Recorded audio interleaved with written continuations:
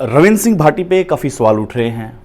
ये सवाल national media में आया है, सोशल मीडिया पे लगातार इसको वायरल किया जा रहा है। 19 तारीख को पहले चरण का चुनाव थम गया है। अभी जो 26 तारीख को चुनाव है वो बाड़मेर बालोतरा है। ऐसे में काफ़ी वीडियोज़ वायरल हो रहे हैं और ये कहा जा रहा है कि रविंद्र सिंह भाटी देशद्रोही जैसे आदमियों के साथ मिल रहे हैं। आखिर उनका मतलब क्या है रविंद्र सिंह भाटी का विदेश जाना, और वो भी उस टाइम जब राहुल गांधी भी विदेश में हो। ये सारी कड़ी जोड़ करके एक तरह से मीडिया यूं तो कह सकते हैं कि भ्रामक दावा पेश कर रहा है, या यूं कह रहे हैं कि एक निर्दलीय उम्मीदवार की कमर तोड़ने का प्रयास कर रहा है। क्या कर रहा है, इन्हीं मुद्दों पे आज हम चर्चा करेंगे। राम राम, आदाब, सत श्री अकाल, आप सभी का स्वागत है। आज हम इसी मुद्दे पे बात करेंगे। सबसे पहले मुद्दा हमारा ये है कि रविंद्र सिंह भाटी विदेश क्यों गए, रविंद्र सिंह भाटी अंतर्राज्यीय सीमा से बाहर क्यों गए। जब अंतर्राज्यीय सीमा की बात आती है तो रविंद्र सिंह भाटी भारत के ही राज्यों में घूम रहे थे। ऐसे में उन पर कोई भी प्रश्न खड़ा नहीं करना चाहिए। अगर विपक्ष ये प्रश्न खड़ा करता है तो ये शायद उनकी कायराना हरकत हो सकती है, क्योंकि कोई भी राजनेता आज से पहले रविंद्र सिंह भाटी गए हैं या नहीं गए हैं, लेकिन रविंद्र सिंह भाटी से पहले अशोक गहलोत पूर्व मुख्यमंत्री राजस्थान सरकार के वो जा चुके हैं। प्रवासी जो वोट बैंक है उनको लुभाने के लिए पूर्व मुख्यमंत्री अशोक गहलोत जा चुके हैं।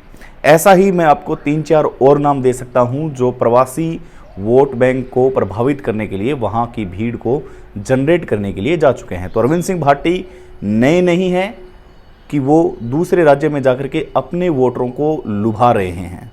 अब सवाल खड़ा होता है कि वो पैसा इतना कहाँ से आ रहा है, फ्लाइट का पैसा कहाँ से आ रहा है, या फिर जो प्रवासी जो वोटर हैं उनके पास लाने के लिए वहाँ डिफेंडर गाड़ियाँ चल रही है, फॉर्चूनर गाड़ियाँ चल रही है, वो पैसा कहाँ से आ रहा है, और जो भीड़ बाड़मेर में है वो पैसा कहाँ से आ रहा है। तो यहाँ रविंद्र सिंह भाटी का साफ कहना है कि आपके पास 1000 तरह की एजेंसियाँ हैं, आप उनका फ़ोन डेटा खंगाल सकते हैं, आप उनकी जाँच कर सकते हैं, और वो डिबेट के लिए आदमी बुला भी रहा है। ये सबसे बड़ी बात है। इसमें चंदा है, चंदा हर पार्टियां लेती है। अभी जैसे भाजपा सरकार पर एक आरोप है, कांग्रेस सरकार के सारे खातों को सील कर दिया गया है। ऐसे में आम आदमी पार्टी भी अभी कई आरोप लगा रही थी, और अभी आम आदमी पार्टी के मुख्यमंत्री दिल्ली के अरविंद केजरीवाल हिरासत में हैं। तो ये सारी चीज़ें कॉमन होती है। चंदा कहाँ से आता है, कहाँ से नहीं आता, हर किसी पार्टी के पास विवरण होता है पूरा, और जो निर्दलीय उम्मीदवार होता है उनके पास भी कहीं ना कहीं कोई ना कोई विवरण तो होगा।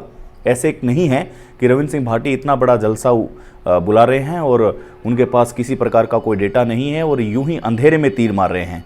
तो ये रही बात बरगलाने की, तो ये इसमें मुझे नहीं लगता कि कोई गुंजाइश वाली बात है। अब करते हैं विदेश की बात। विदेश में रविंद्र सिंह भाटी जाते हैं, उसी समय राहुल गांधी विदेश की धरती पर होते हैं, और उसी समय प्रोफेसर दिवेश आनंद वहाँ होते हैं।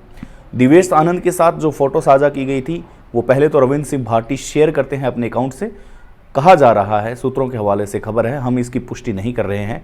उसके बाद में रविंद्र सिंह भाटी के अकाउंट से वो फोटो डिलीट की जाती है। अब दो मायने समझें। प्रोफेसर दिवेश आनंद कौन है? प्रोफेसर दिवेश आनंद वो है जो जम्मू कश्मीर की आज़ादी के लिए लगातार ट्वीट करते आ रहे हैं, जम्मू कश्मीर के लोगों की आवाज़ बनते आ रहे हैं, यहाँ की भारत सरकार के खिलाफ लिखते आ रहे हैं, भारत सरकार के प्रधानमंत्री मोदी जी के खिलाफ लिखते आ रहे हैं, अमित शाह के खिलाफ लिखते आ रहे हैं। भारत सरकार के वो तमाम अंग जिस पर उनको रैंकिंग मिल रही है उसके खिलाफ लिखते आ रहे हैं। और जम्मू कश्मीर, याद रखिएगा, जम्मू कश्मीर की मुख्य मांग उठा रहे हैं दिवेश आनंद। ये है प्रोफेसर दिवेश आनंद। हम मानते हैं कि प्रोफेसर दिवेश आनंद पर देशद्रोह का आरोप है और देशद्रोही गतिविधियों में वो शामिल होते हैं। जम्मू कश्मीर जैसे संवेदनशील मुद्दे पर वो सार्वजनिक टिप्पणी करते हैं। मानते हैं कि प्रोफेसर दिवेश के साथ रविंद्र सिंह भाटी को फोटो नहीं खिंचवानी चाहिए थी। बिल्कुल मानते हैं। प्रोफेसर दिवेश आनंद कौन है ये आपने जान लिया। अब रही बात रविंद्र सिंह भाटी की।